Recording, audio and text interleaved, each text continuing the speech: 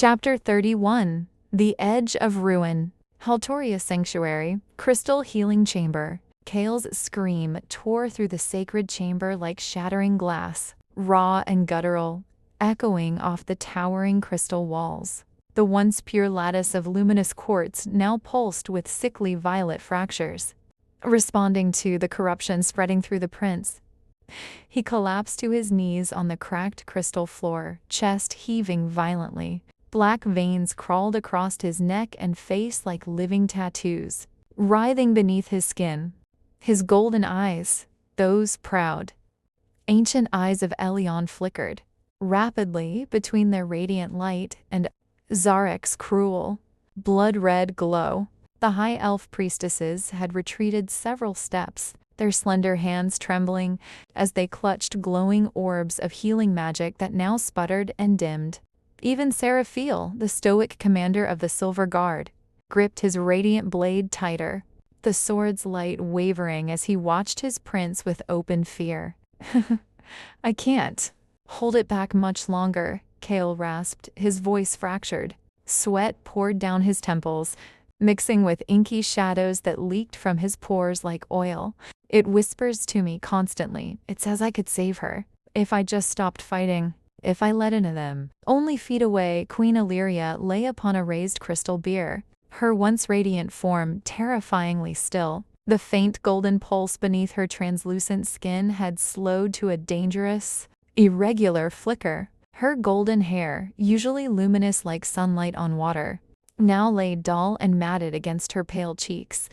Lyrian, the eldest priestess, stepped forward with quiet urgency, her silver robes whispering across the floor. Her ancient eyes, heavy with centuries of wisdom, glistened with unshed tears. "The shadow inside you is feeding on her drained power.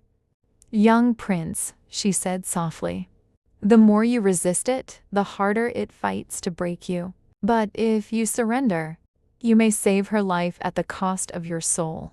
Kale's gaze locked onto his mother's face, the same face that had sung him lullabies of starlight and creation for centuries in the golden halls of Elion, a face that had always meant safety. With a trembling hand, he reached out and gently brushed a stray strand of golden hair from her forehead.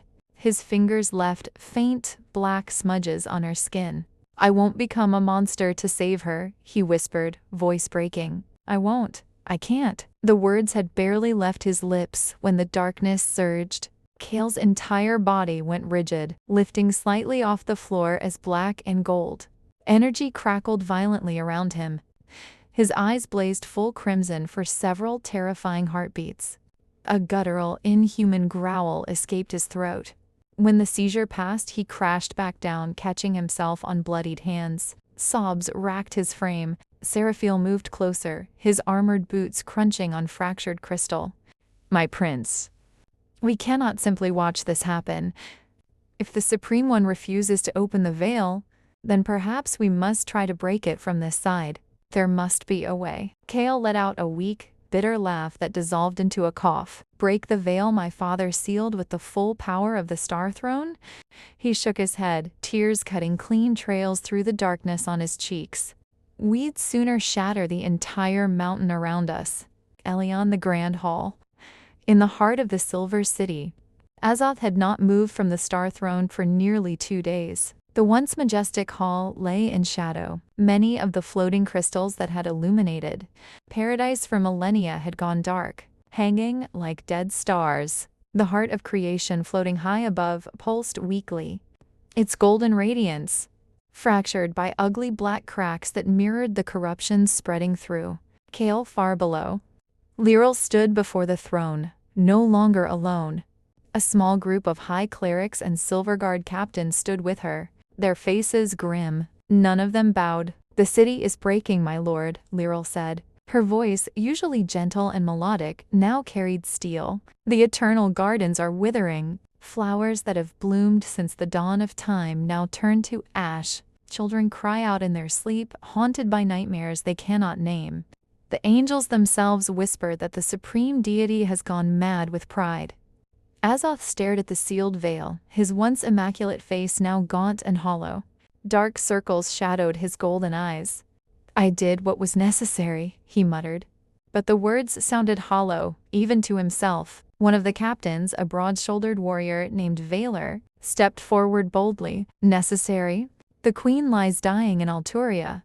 Your son is being devoured by the very shadow you claim to fight, and you sit here, locked behind your gates, while paradise itself withers and dies around us. Azoth slowly rose from the star throne. His presence, once overwhelming enough to command stars, now felt diminished, fragile. You think I do not feel it? His voice cracked with raw pain. Every drop of her blood, every shadow that crawls across my son's skin, I feel all of it. It tears at me like knives. He looked at them, and for the first time since the banishment, the supreme deity looked truly broken old, uncertain and terribly alone. But if I open the veil now, the fallen will pour through like a flood. Zurich is stronger than ever. Enkidu walks the mortal world once more. If I show even a moment of weakness, everything we build, everything I sacrifice for, will fall into eternal night. Lirel's eyes filled with quiet, righteous fury. Then you would sacrifice your wife and son to protect your throne? Is that the legacy of the Supreme One? A king who would let his own family perish rather than risk his power? Azoth had no answer. The hall fell into a heavy, suffocating silence broken only by the faint, irregular pulsing of the dying heart of creation. Nyctopia Obsidian Sanctum. High atop the tallest spire of the captured dwarven fortress, Zarek stood like a conqueror carved from night itself. Illyria's stolen power crackled. Around him, in a corona of living gold and writhing shadow, he had never felt more alive, more complete. Lord Malazan approached from behind, bowing low, his armored form scraping against the obsidian floor. The mother is on the verge of death, my lord. The prince is moments away from complete surrender. And still, the veil remains sealed. Zarek's lips curved into a slow, terrible smile that revealed fangs of darkness. Perfect, he purred, voice rich with satisfaction. He raised a clawed hand.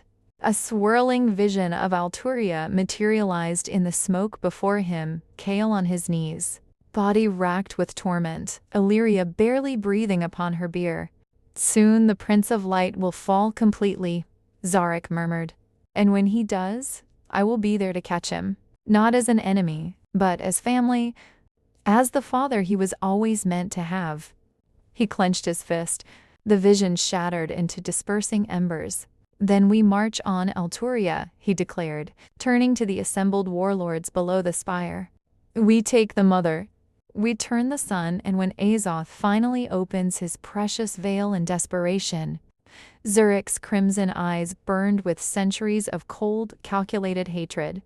We will burn the Silver City from the inside out, and I will make the Supreme One watch as his paradise becomes my kingdom. Haltoria's sanctuary, crystal healing chamber. Kale suddenly screamed again, a sound of pure agony that shook dust from the ancient crystal ceiling. For one horrifying moment, his entire body lifted off the ground. Wreathed in roiling black and gold energy, the shadows screamed through him, promising power, freedom, salvation. When he crashed back down onto the fractured floor, his eyes were still gold, but only barely. The crimson now lingered at the edges like blood in water. He crawled forward until he could rest, his forehead gently against his mother's cold hand. His voice came out as a broken, terrified whisper. I don't know how much longer I can stay me.